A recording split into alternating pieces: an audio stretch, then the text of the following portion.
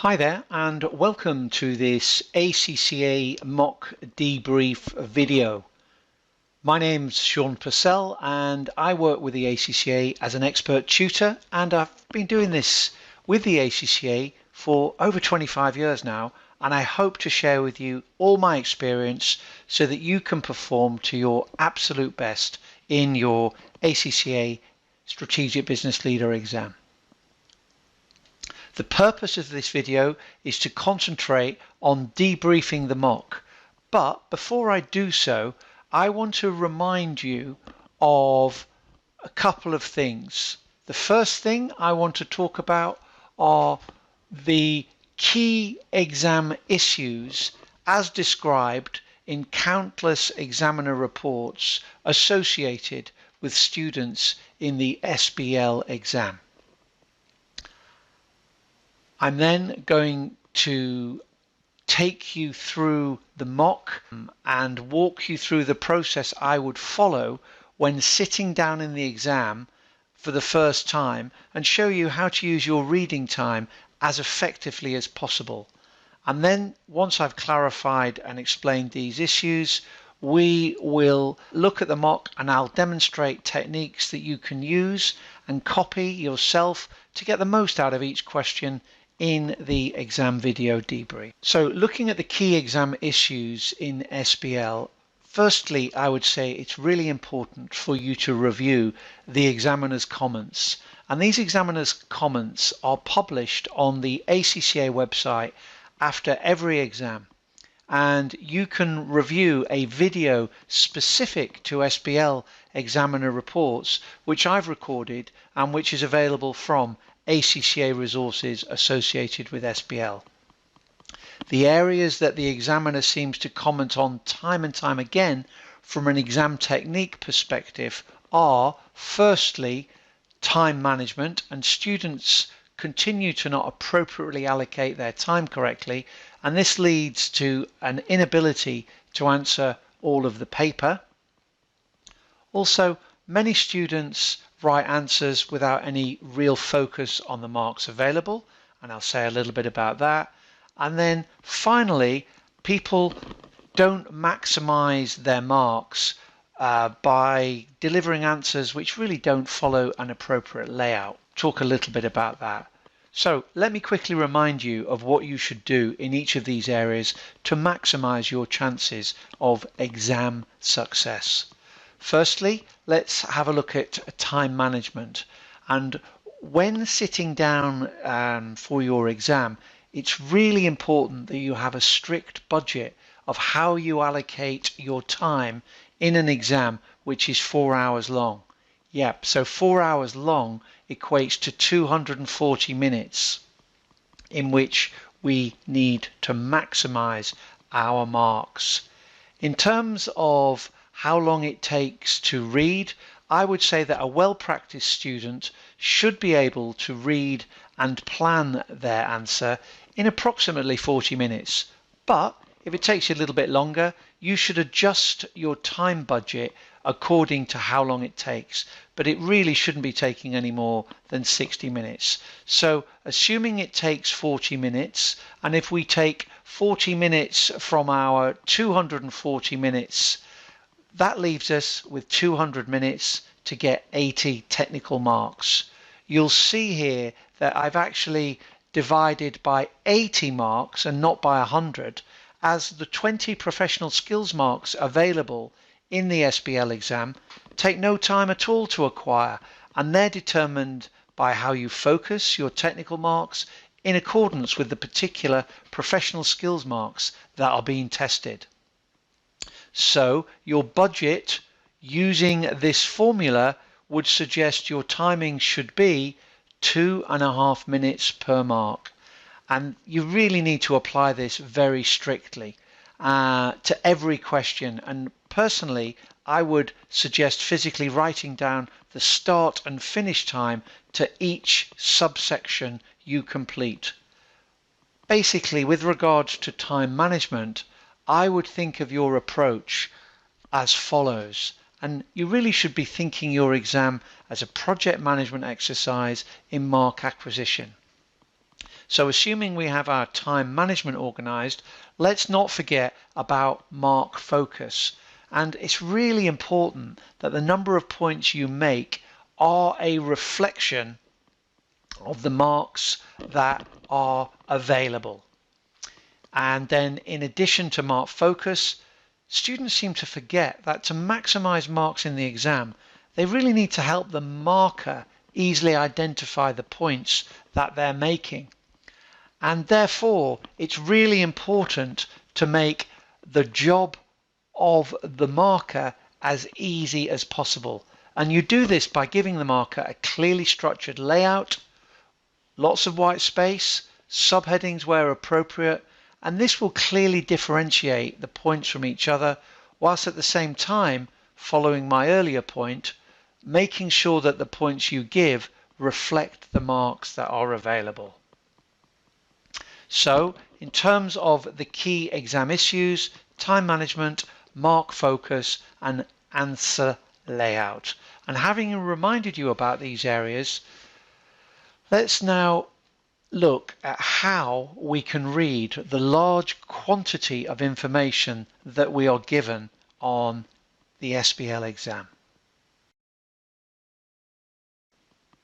For those looking at an SBL exam paper for the very first time, the volume of information you are given and are required to digest can often be very daunting for many.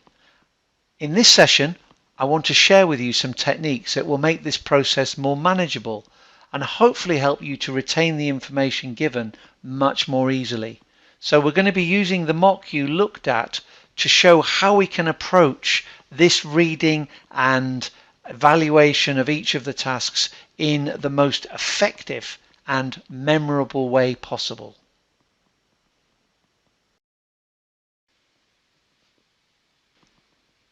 Here we have an overview of the mock exam as you would have opened it after reading the instructions. And as you can see, we've got the exhibits which start with an overview, and then we have exhibit on website extract, financial statements, development strategies, briefing paper, meeting transcript, and lease proposal, and then we have the tasks. The way I would suggest you approach it is to first of all read the overview. So if we click on the overview, you are obviously able to expand. So we've got the overview here, and here we have a brief summation of Yummy, which is a high quality confectionery company. It talks about how despite lots of investment, profits have stagnated and future forecasts are not looking that great. And you're acting in the role of a management consultant who's been asked to prepare a consulting report for Yummy's directors, helping them with a plan for the next stage of their development. So that sets the scene, and once we have got a clarity on the scene, I would then suggest that you start reading each of the tasks. So having looked at the overview, I'm now going to look at each task, and the purpose of me doing this is just to make a quick mental note of what each task is doing, and then when I've done that, I'm going to look at each of the exhibits. So the point of doing this is so I look at the exhibits with purpose. So if I click on task 1, I'm asked to draft a section of a consultancy report for the directors that evaluates the extent to which the sales development strategies could exist in achieving the company's 2 strategic objectives. So 2 things for me there are sales development strategies and 2 strategic objectives. And then I'm asked to recommend with reasons 2 features that could be included in the website to help build and manage its relationship with online customers. Okay, I make a mental note of that. What I'm also going to do here is I'm going to copy and paste what's in this task into the word processing area so as not to waste any time. I'm just going to speed this process up. So if I click on the word processing area, I've copied in task 1 the two requirements with the marks available. I'm then going to make a mental note of what task 2 is, and on task 2 we're asked to advise on the key ratios and other factors that potential lenders are likely to consider when reviewing Yummy's financing request or refinancing request. So typically, what do we need to see when we're borrowing some money? And then the second part of this for 12 marks is asking you to evaluate the appropriateness of the alternative financing schemes A and B. In the same way as I did for task 1, I'm going to go into the word processing area and I'm going to copy and paste that in there. So here we go. In the word processing area, I've done a plan for task 1. So this is me developing my plan as before, so as not to confuse the marker, and I've put in the two requirements there. If we look at task 3, this has asked us to prepare a presentational slide with accompanying notes that recommends 4 precautions that Yummy should take to reduce the risk associated with peanut contamination. And then the second point is looking at 2 drawbacks and 2 benefits of keeping the risk associated with peanut contamination under constant review. And again, having made a mental note of that, I'm also going to copy and paste this into the word processing area. So here you see in the word processing area, I've just copied and pasted the requirements to produce slides and talk about the drawbacks and benefits of keeping the risk under constant review. Clicking on task 4, there's some information with regards to an internal audit department which basically observed a couple of issues, and for this we're asked to prepare a briefing paper which explains how management should respond to the internal audit department's findings for 8 marks. Again, I'm going to copy and paste that into the word processing area. So there we have task 4 in the word processing area, again titled up plan, so that we're going to develop our answer on from here, and by titling it up plan we're not going to confuse the marker. And then finally, clicking on task 5, we can see we're asked to provide a briefing paper which evaluates the risks and benefits to Yummy of the proposal. This proposal was mentioned in the introduction about leasing cocoa farms. And as with the other tasks, I again have copied and pasted a plan for task 5 just to remind me of what the requirements are and something to look at when I'm going to actually start planning my answer. So that would be my starter. What I'm now going to do is I'm going to look at each of the exhibits in turn, and I'm going to, under each of these task plans, maybe reference which exhibit I think best applies, or might be more than one, to each of these tasks. Okay, so we have done a brief summation of each of the tasks, and the point of that was so that when I now look at each exhibit, I can link those exhibits to each of the tasks, hopefully anyway. And you might also ask the question, why didn't I copy and paste my plan into the Scratchpad area? Well, the reason that I would do that is that the Scratchpad does not get handed in. Yep, and if you were a borderline student and the examiner wanted to maybe understand your logic, they might look at a plan, but if that was on the Scratchpad, they wouldn't be able to see it. So though, as a general rule, plans will not be marked, borderline cases may have their plans reviewed. So I would suggest it's a good idea to put your plan in the word processing area, but as I have done, I make it clear that this is a plan for task 1, this is a plan for task 2, and so on. So let's now look at each of the exhibits and see what we get from them. So I'm going to click on the first exhibit, which, because we had an overview as exhibit 1, is the website extract. And again, we can adjust and size this as we wish, but the exhibit on the website extract basically gives an overview of the missions and aims, talking about the widest range of customers. They want to enhance the customer experience, and then talks about the key financial objectives of the company, which was to increase profit and shareholder value and pay a regular and constant dividend. So I'm thinking, which task is that going to be related to? Well, what I'm going to do is I'm going to go back to my plan and I'm going to click that Exhibit 2 relates to task 1. So when I'm going to plan this a bit more detailed, I'll know really I want to focus my attention on Exhibit 2. If I then look at Exhibit 3 on financial statements, here we get a P&L and we get a statement of financial position. And remembering what I saw in the tasks I've just read, I'm going to make a little note of which this exhibit is probably most appropriate to which task. So I'm going to say that the financial statements exhibit, we'll call it Exhibit 3. I would say that this relates most to task 2, where it asks us to advise on the key ratios, and so 2A is there. The second bit is about alternative financing schemes, which doesn't really get mentioned here, so maybe that'll come up later. Looking at the next exhibit, this talks about sales development strategies. So if we think about the sales development strategies, these are all given here if you read through it.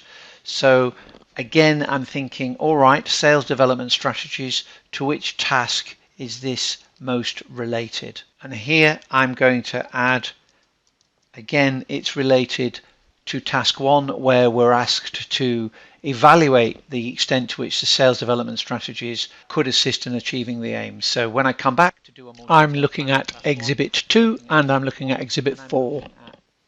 So looking at Exhibit 5, it's talking about reasons for falling profits and refinancing negotiations, gives some information of what's going on. And I think, having read the task, I would then make a little note in the word processing area that this is most likely to refer to task 2. So I put a little note in there, see Exhibit 5. If we then look at Exhibit 6, on Exhibit 6, what we have here, it talks about a transcript of a meeting between Beverly and Harry, who's the director of risk management. It's talking about the peanut allergy and goes into some detail. And I think from my memories of the various tasks, I'm going to go back to the word processing area and say this is most related to task 3. So I put in C Exhibit 6 under my plan for task 3. And then the final Exhibit 7 is talking about a proposal to lease cocoa farms. And it's talking about the commercial director talking to Beverly Boston and just going into some detail about what that might do. And really that will again inspire me to go back to my word processing planning area, and for Exhibit 7 I'm going to put under plan for task 5 C Exhibit 7, because all the information there is what we need to answer task 5. Now the only task I haven't put any exhibit reference to here is task 4.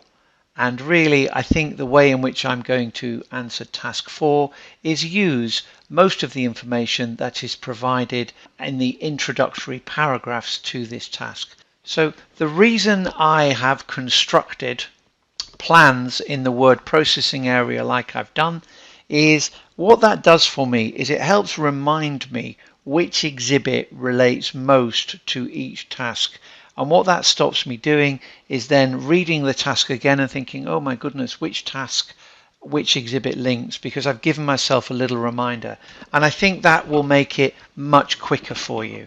So what I want to do now is I want to do a more detailed plan for my answer before actually writing up an answer that's going to get me a high level of marks.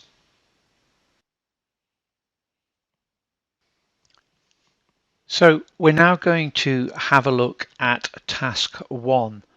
To remind ourselves of task 1, we were asked to evaluate the extent to which sales development strategies could assist in achieving the 2 strategic objectives, where professional skills were available for skepticism, and the second part was asking for 2 features with reasons that could be included in the Yummy website to help build and manage relationships with its online customers.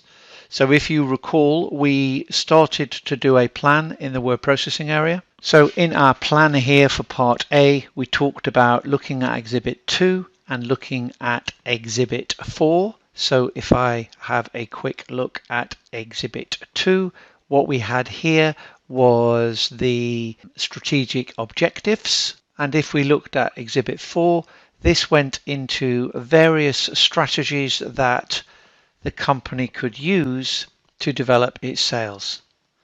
Now, there's 2 ways you could do this. You could use the highlighting function, but just to make it easier for you to understand my explanation, I'm going to do a quick brainstorm of the key sales and the key objectives, and I'm going to put them in my plan. The benefit of this will also be that I could actually use some of these brainstormed bullet points as subheadings for my answer. So here I've done a plan of part A. I've put in the strategic objectives, which were to engage with the widest range of customers through development of Yummy's markets and products. The focus is on the delivery of products that the customer demands, where they are required and when they are wanted, and then to enhance the customer experience through strong and effective customer relationship management. The focus is on clear and consistent branding and marketing to encourage the customer retention throughout the year. The other thing to remember here was we have to show some skepticism in our arguments. So if I then look at a summary of the sales development strategy, first one I'm going to put down is the fact that it is a multi-channel network, and I'm going to assess whether the fact that it's a multi-channel network will be in line with each of the strategic objectives above. And I think obviously if you broaden your appeal, you are going to be able to reach the widest range of customers, and hopefully through stores you're also going to be able to manage customer relationships with them. It then talks about a multi-product strategy. Previously they just did chocolate, now they do cakes and sweets. I would have thought that would also develop Yummy's markets and products, so it fits in with the strategic objective there. It talks about exporting products worldwide. Yep, that is going to increase more customers. Maybe bring a bit of skepticism in here though, with regards to how realistic it would be for them to export their products worldwide. It then mentions that it's going to de-seasonalize and not just sell chocolate for Christmas. Well, again, this is going to increase the sales opportunities from a couple of months to 12 months. So again, we're going to increase sales, and where, in order to do that, it's likely that we'd have to develop good customer relationship management. So I think that is definitely a strategy in the right direction. It then makes a store specific comment where it says it believes that stores are a vital sales channel. So part of the sales strategy is that stores are vital. Do we believe that this is relevant? Does it link in with the strategy? Well, I think it probably does. It then mentions the fact that they want to close 30 to 40 stores and focus on the better stores in the best locations with the best staff. Well, again, I would argue that this is going to improve their sales. If they've got the best staff, it's probably going to improve their relationships with customers. So again, you could, pass a comment on that. Then talks about putting the Yummy brand in supermarket. Well, the second strategic objective where it talks about branding and marketing to encourage customer retention and loyalty. Again, that is going to complement that strategy. Another point would be developing expertise in managing supermarket accounts. Well, again, supermarkets sell large volumes, so if we develop better relationships with supermarkets, not only would we be increasing our sales, but we would also be developing better customer relationship management. So that would fulfill both of the strategic objectives there. It then mentioned about using e-commerce and use a website to sell gift hampers. Well, I think potentially this could also increase sales. If we use e-commerce, we'd be able to develop databases of customers. We'd be able to develop understanding of their preferences. So again, this is going to help increase sales and also customer relationship management. And then it talks about international expansion, and you could comment how this is likely to increase sales, but maybe be a little skeptical about how much experience they have of it. It also mentions that they want to start developing luxury or manufacturing luxury handmade products for external retail stores sold under own brand labels. Now, I think this is maybe an inappropriate sales strategy because it does not complement the strategic objectives about, branding. If you have an own brand, it just does not develop the Yummy brand. So here you could be quite skeptical about that particular sales strategy. And then the final point they make is that they want to open Yummy cafes. Now, you could argue two ways on this one. You could argue that yes, by opening a Yummy cafe, it does provide a distribution channel to sell more of their chocolate and sweet products and potentially other gift items as well.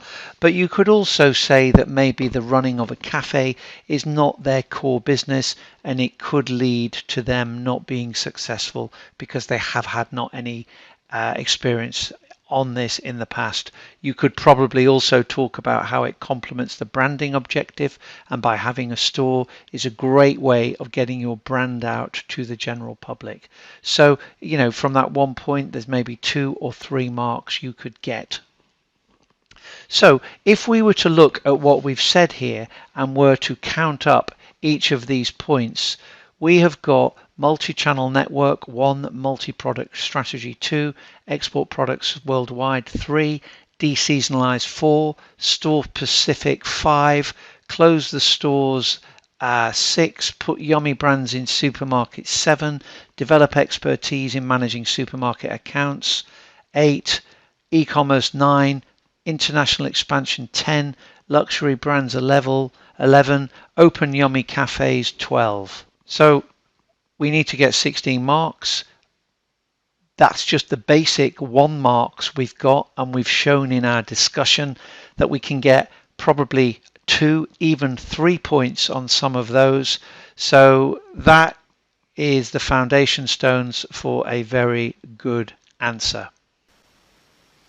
Okay, from our brainstormed list of potential points which we have calculated to be sufficient to get a very good pass, I just want to demonstrate how I would take each of these points and develop them into an actual answer.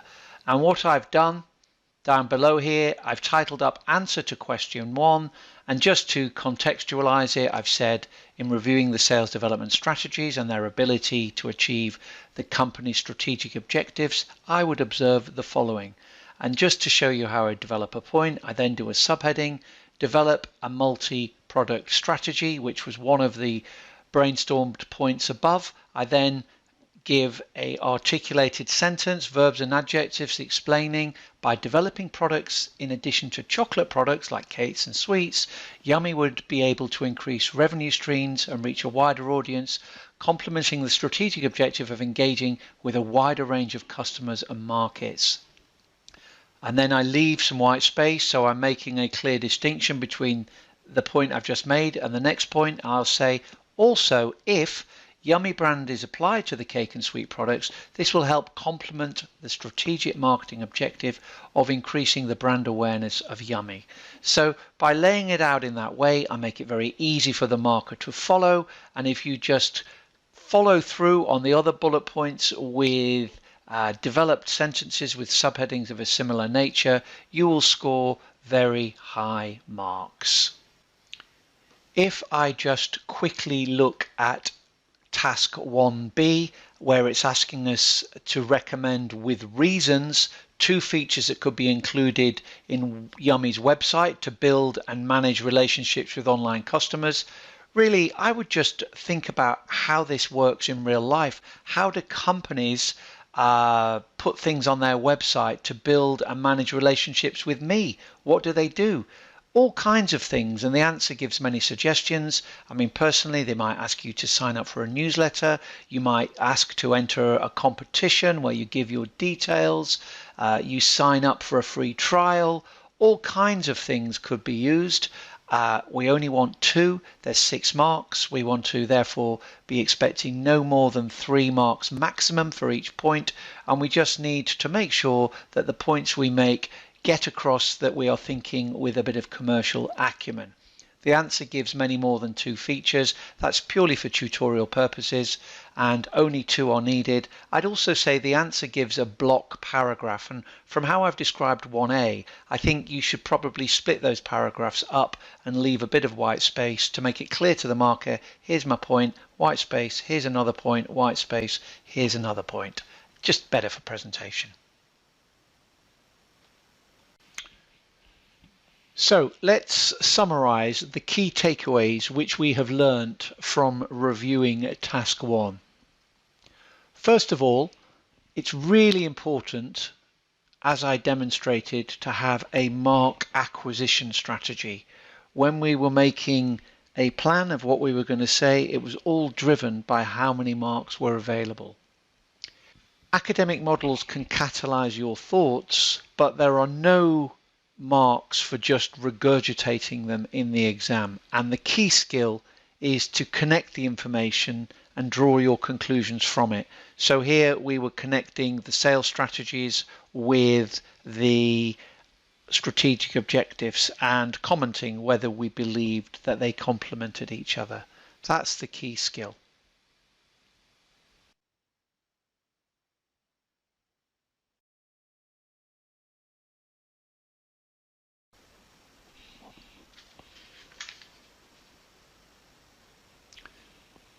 So let's have a look at task 2, and in terms of what we're required to do in part A, well, there's 12 marks for us to advise on the key ratios and other factors that potential lenders are likely to consider when reviewing Yummy's refinancing request. So this should be an opportunity for you to acquire easy marks, and I think the main thing I can advise you is to make sure you maximize this opportunity. So what I would maybe suggest we start with, I've done a brainstorm of the potential typical ratios that we might use when we're going to try to raise some money. So you could mention about gearing, you could mention about interest cover, you could mention about the ratio of debt to profit. It also says any other factors, so other things that would affect whether I'm going to give you any money would be what's your credit rating, and explain a little bit about that. What about your management team? What about the track record? Have they got any new managers recently which, have got a proven track record of success? What are the assets that the company has like? Are they high quality assets, are very saleable, or are they overvalued? The sector, does it have strong growth prospects and therefore great revenue generating potential? What's the cash position of the business like? How's the cash managed? What's the future cash forecast? If there are already covenants on place, that will obviously make it difficult for a lender to recover all the money it might want to. So we might want some information on that. And also, if I do give you money, how good are you at managing potential risks that the company might face? So I would want some information reviewing the risk management process. So if I could use some of the information in the case and do some actual calculations. And if you look at the answer, it does include some actual calculations. And as we're given figures, that's probably appropriate. However, remember that in SBL, you have proven that you can work out simple ratios and marks, and therefore you're unlikely to get many marks for just a calculation. And you really need to explain and contextualize any figures that you create. And yeah, you didn't have to do the numbers, but the fact that we were given some, there was something to work with, and there were a small number of marks in the marking scheme that would be given for the numbers. But really, the examining team want you to demonstrate that you appreciate what are the issues that need to be considered when someone is maybe trying to raise some debt. And just to make sure that we are going to deliver a good pass answer, we do a quick count of our brainstorm, and we've got gearing, we've got interest cover, we've got debt, that's 3, other factors, credit rating, management team, asset base, growth prospects, cash position, any covenants in place, risk management process. That gives us a fairly easy 10 out of 12, and you really should be getting those marks no problem at all. Without saying that you could obviously develop some of those points into maybe a 2-mark point, but I've just kept it simple here. Okay, let's take a look at how we're going to plan answer 2B. And here there were 12 marks and professional marks for evaluation. And essentially we're asked to evaluate 2 alternative financing schemes. And these financing schemes were given in Exhibit 5, where they talked about issuing free shares, or as an alternative, do a sale and lease back on 10 retail properties. So let me have a think about what I could say. Let's do a quick brainstorm. Let's have a look at positive and negatives. There's 12 marks, so maximum of about 6 for each of the schemes. So what I've done here is I've done a quick brainstorm of the 2 options. The first one was issue free shares instead of a dividend. Probably do a quick calculation on what that will actually raise, so you might get a mark for that. But as I said before, don't rely on too many marks for calculations at the strategic professional level. You have proved that you are capable of doing simple financials, but yeah, you could maybe get a mark for that. And then it asked us to evaluate, so we're looking at the pros and cons, and the positives of issuing free shares instead of a dividend. I think the answer talks, about the technical term for this, a scrip dividend, but it doesn't matter if you didn't know that term. Basically, if you just told that the marker that it doesn't really cost you anything, there's no cost involved. If you are just giving away free shares, well, that's happy days. The negatives, though, would be that it did mention in the strategic aim that the company was kind of stating it's going to pay regular dividends, and shareholders might not be happy of a change in policy. If you issue more shares, you will create a greater number of shares, and that would make the dividend per share lower if the dividends remain the same. So if you're going to keep the same dividend per share ratio, you're going to have to pay more out in dividends. So that could be a negative. And then it's kind of linked to the first point, but maybe we could say that if we were to really change our investment policy by not paying dividends and just giving extra shares, this might change the attitude of investors who might actually sell shares in Yummy. So if I came up with that, I'm quite happy. That's 5 out of 6, and more than is needed to get a very good pass. For the second point of doing a sale and release back of 10 properties, maybe you can do a quick calculation of that and talk about how that's going to make some money. Again, the answers give the calculations. Again, it's probably worth a mark, but not worth a lot more than that. It's more about the evaluation of the scheme. So if we sell and lease back our properties, the responsibility for maintaining, the payments and all of that is no longer ours, and we can concentrate on our core strategic business, which is, chocolate and confectionery, and not have to worry about property. So that could be a benefit. Say property values fall, well, we've agreed a lease deal. We're not exposed to falling property values, so property's not a part of our core business. So we're protected if we were financing property that devalued. And also, if there was some major repairs, sometimes good to give examples. So in the UK, there's been issues with cladding, which has become flammable cladding. It's good to give an example. So with major repairs, for example, the cladding crisis in the UK, it's not the responsibility of Yummy to repair the building. It will be the responsibility of the building owners, who are the people we're leasing it from. So some points there. And then what might be negative about a sale and lease back? Well, there's probably overall it's going to be more expensive. So on a pure financial figures, the less or needs to make a return, so they're going to make something out of it. But we're not a property business. Let someone else do it. It could, so just that might be. I'm looking for negatives. If property was to go up a lot, we could have had our assets go up in value, but if we're selling them and leasing them back, we're no longer exposed to any property appreciation.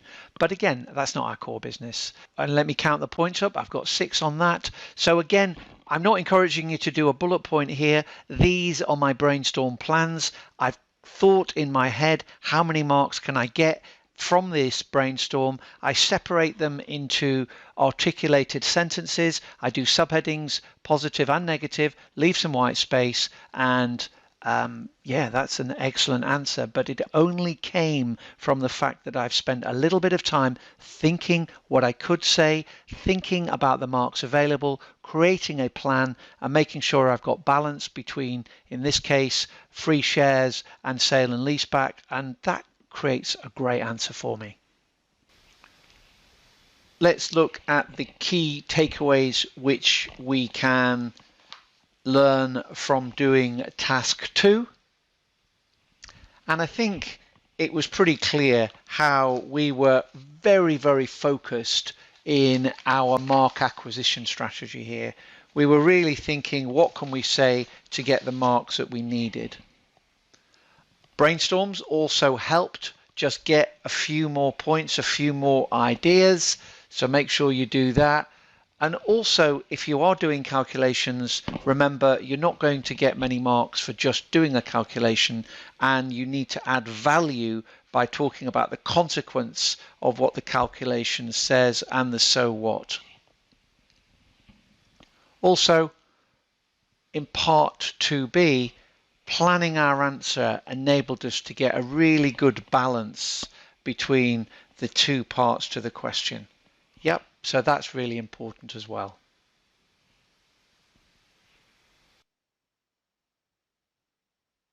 Okay, let's have a look at question 3 and have a look at our answer plan here. In terms of what we are asked to do, we are asked here to produce 1 presentation slide with accompanying notes that recommends 4 precautions that Yummy should take to reduce the risk associated with peanut contamination. Pretty clear, 1 slide, 4 precautions. So therefore, what we need to do, we need to make sure that, well, the professional skills marks are for communication. It asks you for a slide. If you do not provide a slide when it asks for communication skills, you will get no communication skills marks. So what we would do in this situation, we would go into the slide area. So you can see the slide area at the bottom there.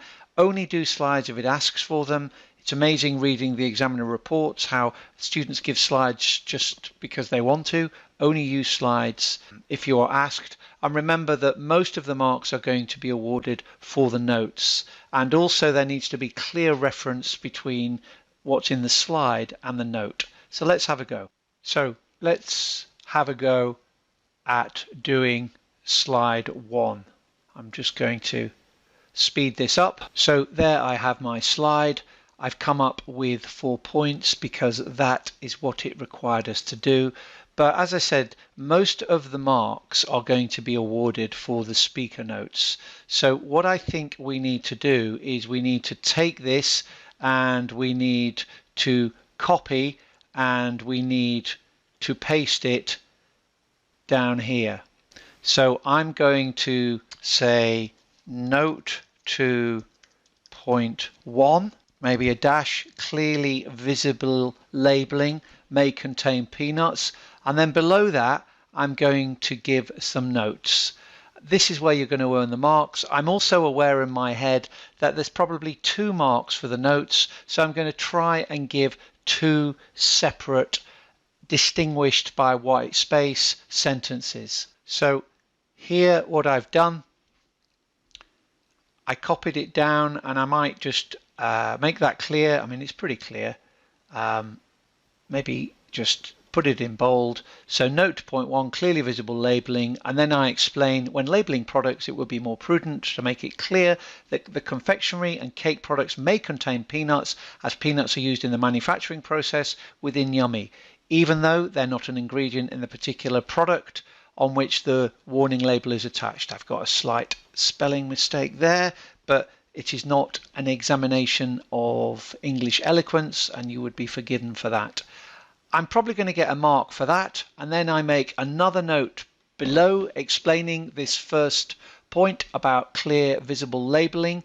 This would ensure, so because I have to get 2 marks, I thought, well, I need to say something else. So this is a, so why do I need clear visible labeling?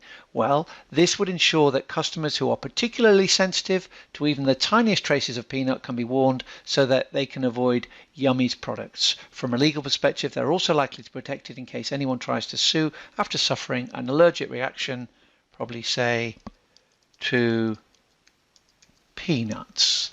And that will do, and I will get 2 marks for that. So then I would do the same for the other bullet points on my slide, and I'm going to say note to point 2 dash, and just maybe underline and make it stand out, and then if I can give 2 separate mini little sentences on that. And if I can do that for each of these, note to point 3, note to point 4, that is a pretty easy 8 out of 8 marks. If we go back to our answer plan, part B asks us to evaluate 2 drawbacks and 2 benefits of keeping the risk associated with peanut contamination under constant review. So again, there's 8 marks, there's 2 benefits and 2 drawbacks. You're probably looking at 2 marks per piece, and we're asked to think of this in the context of commercial acumen. So doing a quick brainstorm, I'd probably remind myself of that. So there's my brainstorm. Just remember, I'm making this plan maybe a little prettier so that you can follow it.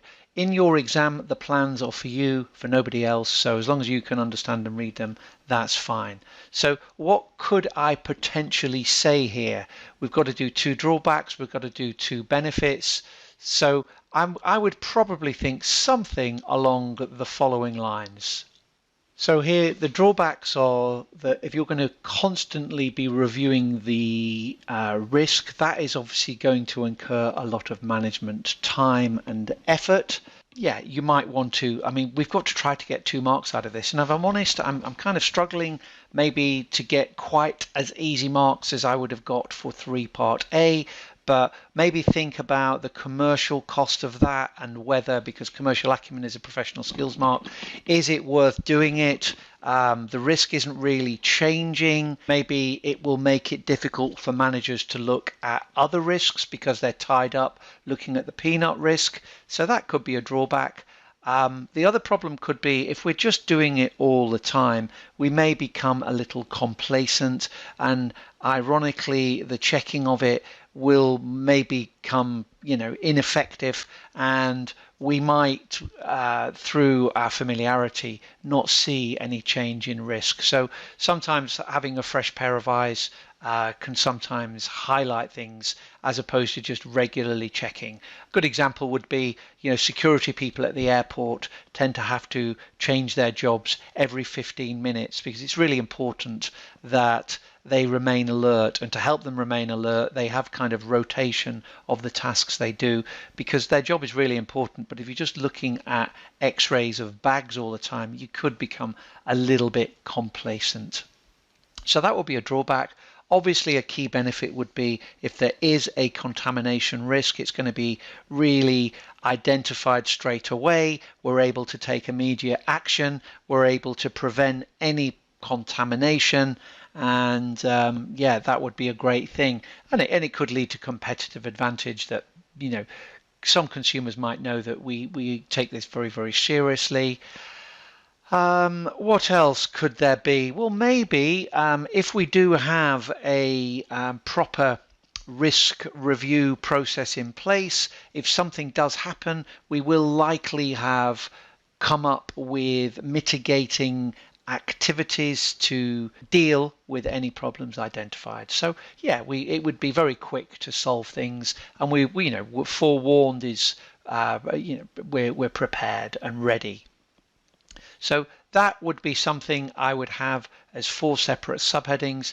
I'm trying to get enough for 2 marks, but hey, I might not be able to get 2 for all of them, but with doing what I've done there, I've passed and continue on to the next requirement. What can we take away from the review of task 3? Well, again, I showed how it's really important to have a clear mark focus and how many points we need to get the marks that are available. That really drove us. If we're using slides, remember that most of the marks on a slide question are going to be awarded for what you say in the notes section. And when you are filling out the notes section, it's really important to help the examiner by making a clear reference between each bullet point in the slide to each of the notes you make. And we also made good use of white space, which we should always do, to emphasize that now I am starting a separate point.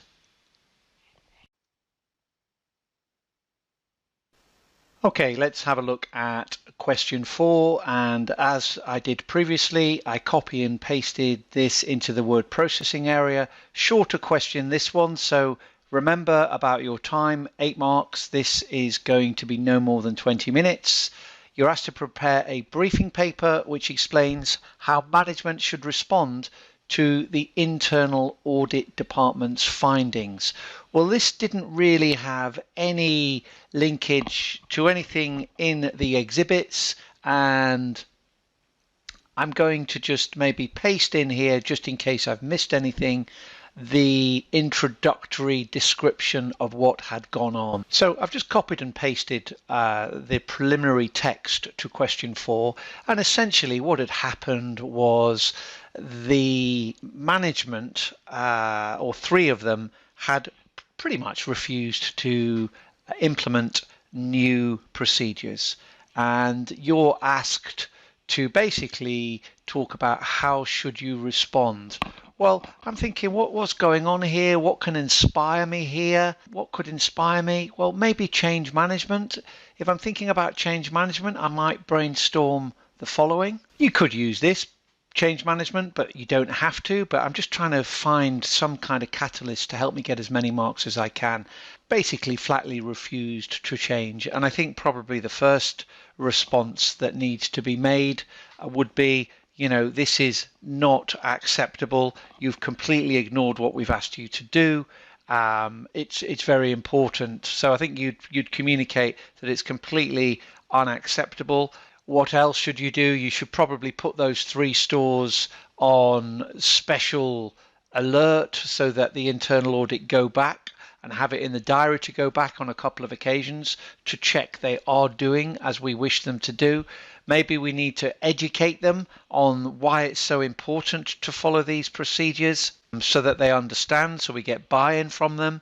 What else? If we're thinking about participation, well, it might be, maybe these are decent managers and maybe we need to work with them and try to find out from them why did they refuse to embrace these procedures. Is there something wrong with them? Do they cause problems? If they really aren't still complying, we might have to resort to using power and disciplinary action. But the answer here is not one from the exhibits. The answer here is really asking you, what would you do? What would you do in this situation? You've got managers who are not complying with a clear company policy.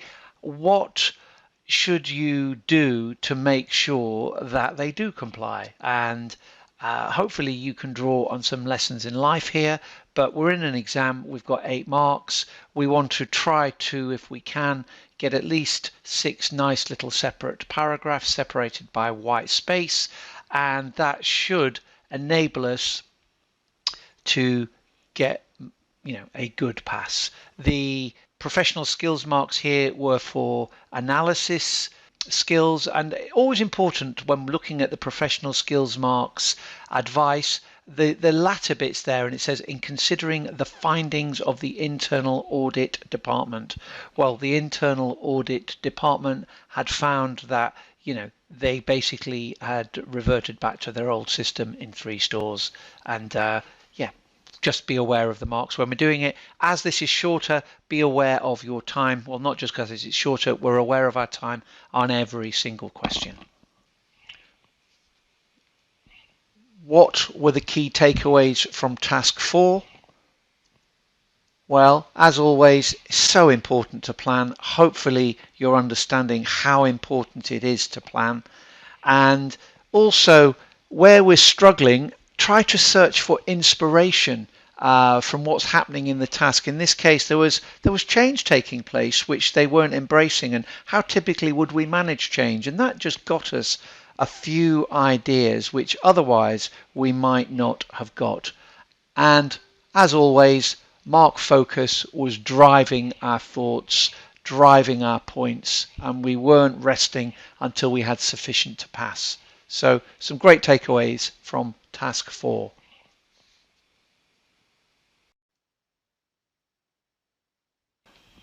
Let's have a look at question 5 and think about how we are going to get our marks from this. From our initial planning, we know this is linked to Exhibit 7, and if we were to look at Exhibit 7, this is talking about considering leasing a cocoa farm. So I've copied and pasted in the requirements. In terms of what we're to do, we're to do a briefing paper for Tony Swiss, which evaluates the risks and benefits to Yummy of the proposal. So it's a briefing paper to Tony Swiss. I'm thinking, who is Tony Swiss? Well, he's the commercial director, and we're supposed to use commercial acumen as a professional skills mark in our consideration of leasing a cocoa farm. So we're a chocolate company, cocoa is a key ingredient. Do we buy cocoa beans on the open market, or do we buy a farm that produces cocoa and guarantee potentially ourselves some supply? There are 14 marks, there's a risk and there's a benefit, so we're probably looking at a maximum of 7 for risks and 7 for benefits. We want to get a good 60-70% of the points if we can. So brainstorming and thinking about what I could say here, if I was first of all thinking about, well, what are the benefits of this? I would probably think about the following. First thing I would think would be that if you own the farm, you might be able to control farming, well, not own the farm, you lease the farm, you will be able to control quality a bit more and may potentially get higher yields than they're currently getting. You're also, by owning a cocoa farm, got a guaranteed supply of cocoa, which in volatile markets might be a good thing. If the price of cocoa on the external market goes up, well, you're still going to have to buy some, but up to 30% of what you use will be able to be gathered from the farm. So that's going to protect you from price rises. In good crop years, you might get more than 30%, so you might need to buy less on the external market. If you're doing good things with the farmers in Africa and Indonesia, this might get you recognition for being a good employer and get you a lot of good PR. It might also lead to other farms approaching you saying, can you lease our farm? And again, further guaranteeing cocoa supplies. So lots of good things coming out of it, but we already need to up to 7. We got 6 good points there that we could develop. We may be even able to develop those into a 2-mark answer, but 6 out of 7 is absolutely fine. If I then think about, well, what might be the drawbacks of this? And some of the drawbacks might be the opposite of what I've said as positives. So let me share with you my thoughts on the negatives. So if I was thinking about the negatives, well, there's no guarantee that we're going to get 30%, and probably at the moment we have contracts that are negotiated a year ahead. So say it's a bad crop year and we suddenly have to get extra cocoa at the last minute, that might be more expensive. So that could be a drawback because there's no guarantee of the volume. We're leasing the farm, whereas previously we bought the output of the farm, and before the farmers would have to cultivate lots of cocoa so they made more money. Now there's no real incentive to produce more, so why would they work harder? Because they get paid regardless, so that's a problem. We've now not only got to think about price of cocoa, we've got to manage a farm, so that's going to take extra management time and effort. If anything goes wrong in our management of that farm, there is a potential for negative PR to come out of it, which probably wouldn't be a risk to us if we were just buying cocoa beans on the open market. What kind of controls do we need in place? It's the other side of the world in Indonesia and Africa. What if they sort of sell some of their crop on the market but tell us that we only manage to get yield of X amount? It could be difficult monitoring all of that. We're not expert farmers, we're an expert branded confectionery company, and if we did have to maybe break the lease up or there was some legal issues, we're probably not legal experts in that area, especially in Africa and Indonesia, where it probably isn't quite as robust a system as it might be in the UK. So yeah, there are some issues, but again, there's 6 nice points. I'm delighted. That gets me a framework which then I'm going to copy and develop each of those. So in my answer, what I might do, I might just kind of take this like this, and then I'm just going to copy that. I'm going to then say answer to question 5, and I'm then going to use each of these as a subheading. So I'll just simply bold and underline it, and then I'll talk about how, well, I'll speed this up. So let me just put something in here. So I've copied and pasted that down, and literally I'll just say greater potential control of quality. I've given my point.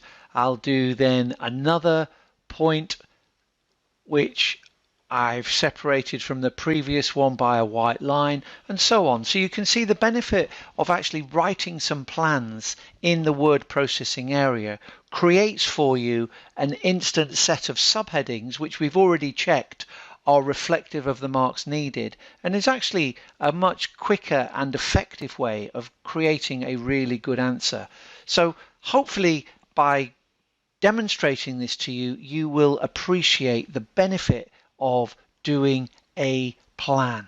Yep, doing a plan makes you consider the marks, makes you consider the layout, and then writing the answer can just involve you copying and pasting as we've shown here, and your answer looks perfect and it's beautiful from a marker's perspective because it's very easy to mark and you get pretty much all the marks. So that is what I'd like you to make sure you do when answering all of the tasks which you are presented with. What were the key takeaways from task 5? Well, we had a great balance to this answer because we really thought about what we needed to say to split the 14 marks into 2 7-mark bundles, and each of those 7-mark bundles were clearly distinguished from each other, enabling us to get quite a high score there.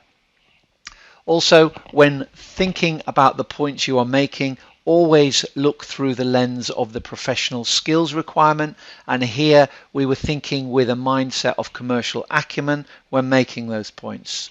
So yeah, great lessons from task 5. So to summarize, what would be the key takeaways that we can gain from doing and reviewing this mock? I think to begin with, you have hopefully realized that SBL is not about learning lots of detail and lots of regurgitation of facts. That is not what SBL is about.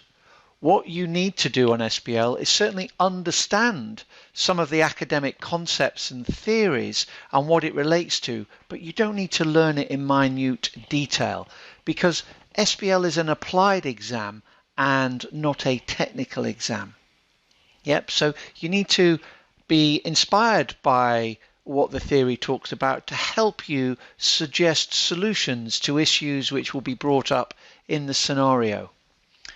You might want to consider what your study approach is like, and you might want to reflect, are you practicing reviewing lots of questions? Maybe you've got a study buddy, maybe you've got someone competent who's marking mock exams for you, or are you just learning the textbook? Yep, I think you need to do the practicing and reviewing with proper marked feedback. I would think about SBL as like learning to drive. Yep, and basically you'll get better with practice. Yeah, you're not going to become brilliant overnight, but with practice and with refining of what you do and taking on lessons we've learned in this mock, SBL should be an exam that you can succeed and enjoy. Thank you for listening. I wish you all the very best in your exams.